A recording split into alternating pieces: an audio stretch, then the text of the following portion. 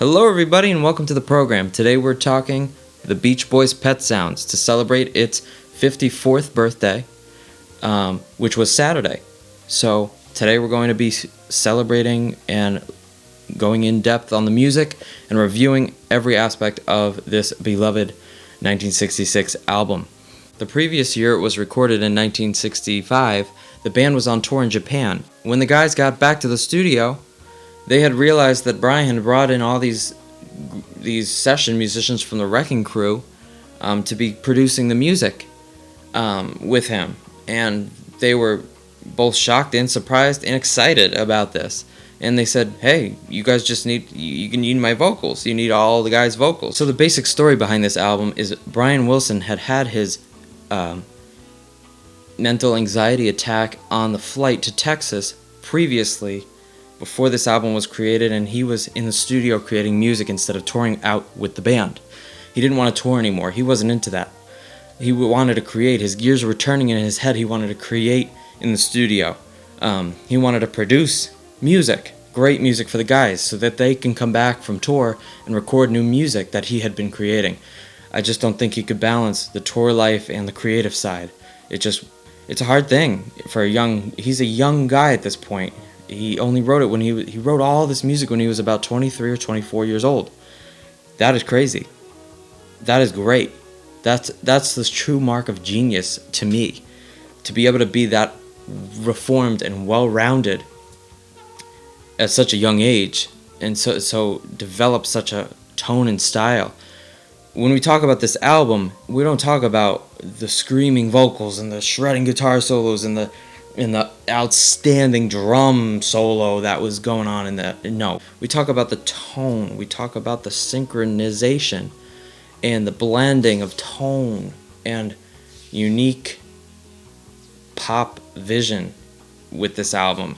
It's a thing of all of its own, and it marked a time in music history where it developed an entire style from there, like chamber pop, sunshine pop records of the 60s, but in a different way. This music had classical elements. It had all these different instruments. People had never heard something like this before.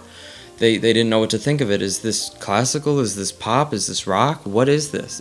They didn't know, and they liked it. People later on developed a true taste for this album, but early on the sales weren't that great, possibly because they thought this is just another Beach Boys album, and they maybe didn't even give it a listen. But it did better in the UK charts than it did in the US charts.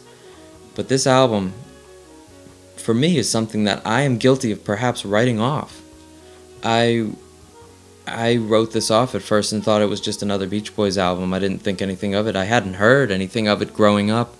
Nobody in my family mentioned it. Nobody talked about it. I found out on my own through looking through bins and looking through the Beach Boys and getting into them and getting into their music, that I discovered this PetSounds. What is this? I turn it on and I hear all these. I look it up on the computer and I find all these, I see all these videos about it. I see everybody appreciating it. There's not a post on my Instagram feed that isn't about PetSounds. It's just probably because I follow all these vinyl enthusiasts, but it's just, you won't scroll down your feed and not see PetSounds. I welcome that full force. But let's get into the review of the album here. So this album is my original pressing of PetSounds. This is the 1966 original Capitol Rainbow label pressing. That surprisingly I found it in a Savers store up here in Massachusetts. I was digging through the bins, and what do you know, I saw this. I said, hey, it's a little bit beat up, but for the most part, this is gorgeous. This is a gorgeous album. I'm picking this up for $1. Why not? For $1. Yeah, I gave it a new sleeve, and look at that. Look at that, pretty pristine. Aside from a few gouges here and there, a few gouges in the vinyl there, but to have an original pressing for $1, I'll take the gouges. I don't mind them. But it comes with the original sleeve too. And what's funny about the original sleeve is it had all these different people, all sorts of music, from big band and Dean Martin, Frank Sinatra, all that stuff is on here. Country, Buck Owens and all that. And then you also got the Beatles stuff and other Beach Boys stuff featured on the sleeve here. But if you turn it around, you got Nat King Cole, you got stuff like that, because at the time they didn't know how to market it. Capitol didn't know, this could be for old people, young people, kids, adults, everybody, and it's true. They were right in that aspect. They were right. It is for everybody. Everybody can appreciate God Only Knows and Wouldn't It Be Nice, right? Young and old. Those tracks are flawless tracks. You look at this at first glance not knowing what it is, and you just see Sloop John B. That sounds like a cover or something. What is this? Okay, yeah, this is just one of another Beach Boys record that they probably put out and nobody noticed. It might be a compilation. What is this? No, it is not. This goes under the radar because of this subdued cover. This subdued, they're just petting goats, they're feeding goats, they're at the zoo. It doesn't look like anything that prolific, right? But it is. It certainly is. I enjoy that font on the back and the PetSounds right in here in this wood font, which is a popular font actually. I actually own this font as well. I have this font on my computer, but yeah, I enjoy that. It's such a mishmash of styles. You got them in Japanese clothing on tour. You got Brian in Japanese clothing on the piano, recording in the studio. You got them in there with their striped shirts from earlier in past years, before this had all even happened, before they had gotten that creative streak and really, really gone out there. And then you get this wood font and all these different fonts. You got this, I never even thought of this, but you got this font here, this like 60s font, and then you got this font here, and then that font there. Just a mishmash of things, and that's what the album ended up being, a mishmash of sounds and genres. You get a little bit of exotica, you get a little bit of old-time big band stuff, you get a little bit of old-time standard kind of feel to it, and of course you get a rock kind of feel, upbeat rock, jiving feel to a lot of these songs. It's all drenched in reverb. It's all produced exquisitely by a 23-year-old Brian Wilson. The Beach Boys' PetSounds influenced Sgt. Pepper's Lonely Hearts Club Band. The very next year of 1967, the Beatles were to put out Sgt. Pepper's Lonely Hearts Club Band, only to be influenced by PetSounds, and that is truth. Whether or not people want to see it is another factor, but this, when I a few years ago I was like, what is Carl and the Passions? But Carl Wilson, this is just Carl Wilson and another band on Carl and the Passions. So Tough this is Carl and the Passions, and then you get a mono PetSounds on this issue. It was recorded and pressed in a monophonic sound the way Brian intended. You get that with this pressing. So if you want a mono copy and you see this in the store, get this. Whether or not you like this or not is another story. This is more like the band. It's more like folky, classic rock, country rock stuff, and not very Beach Boys-ish, but you also get a copy of PetSounds with it, a mono copy of it. So if you find that, get it, just to be a completist. This is the Capitol, celebrating 75 years of Capitol's music, is the 50th anniversary stereo copy of PetSounds. And I'll follow that up with a mono copy of that as well. I got the mono 50th and the stereo.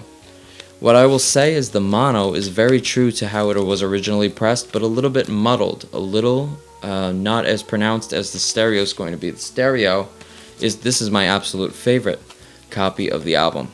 What I will say about these two pressings is the pictures on the back of both of these are a little bit more grainy and a little bit more edited, a little bit more black on white instead of grays. The original pressing has a different feel to it with the back cover there.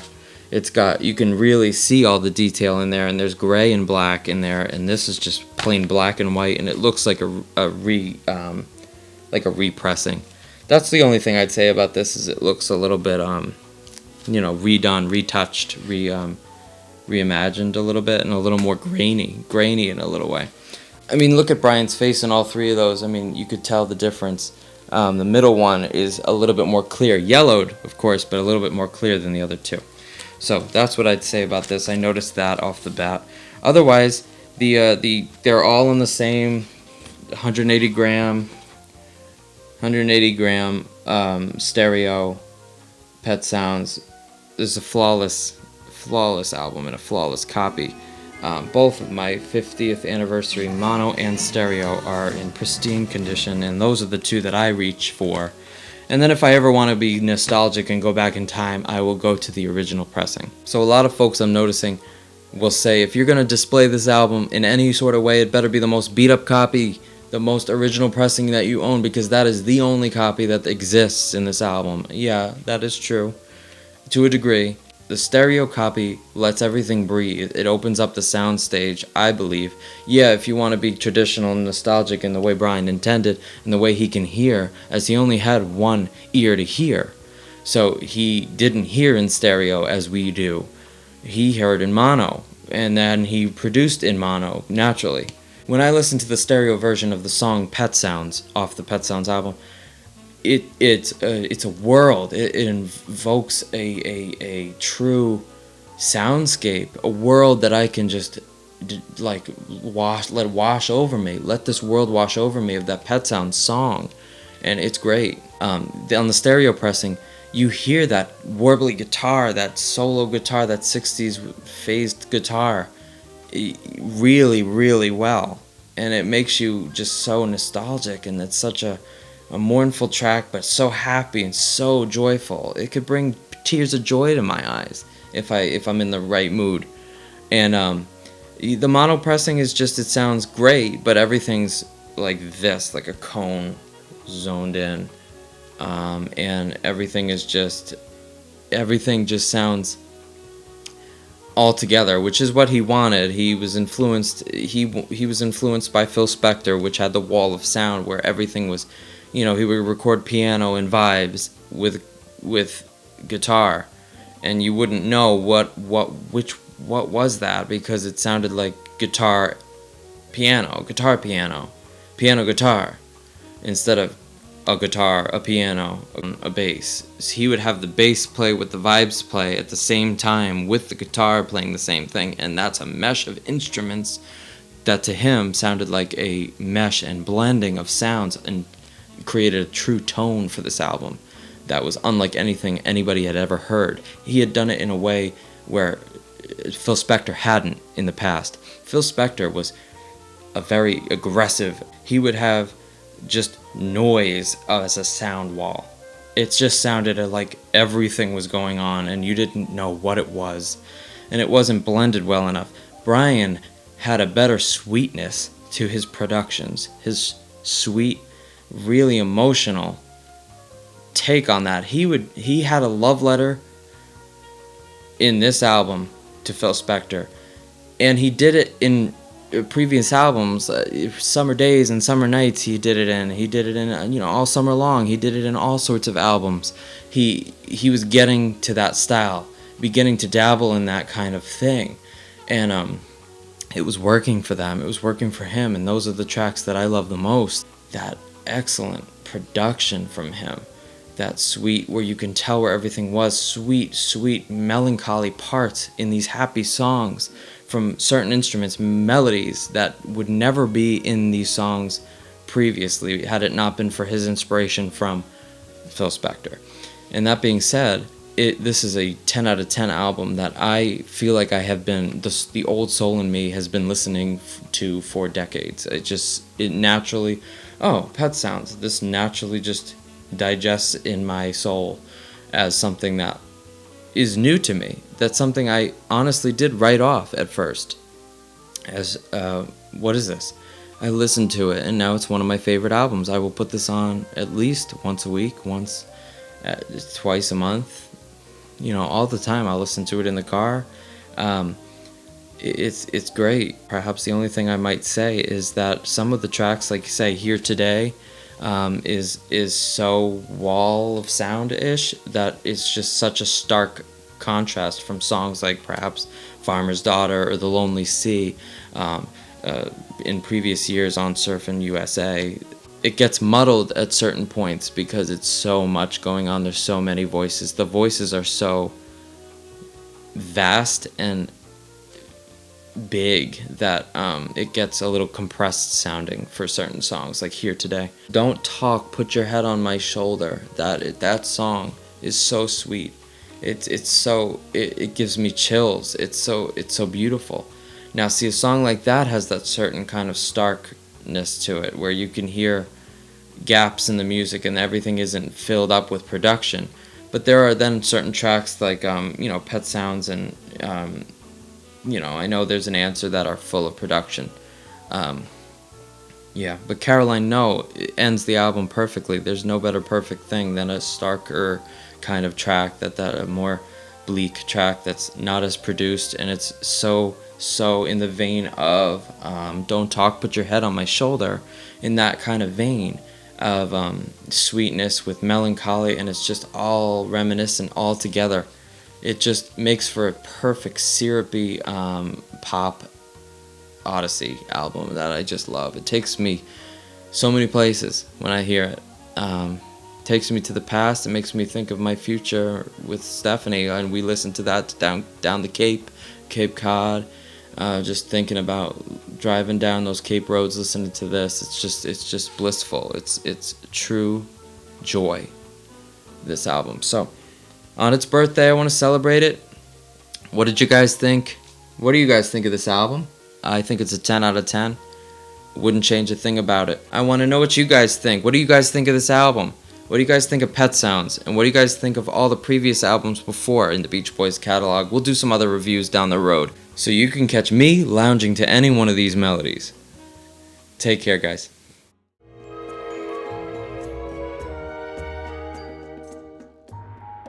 I want to sincerely thank you folks for tuning into this episode. If you like what you saw, you can go ahead and follow me on Instagram at ManzaMedia Art, and follow me on ManzaMedia on any other platform. I have an Etsy shop if you like prints of any artwork that you saw, and I'll catch you guys next week. I encourage you to like and subscribe, and give it a big thumbs up. Thank you.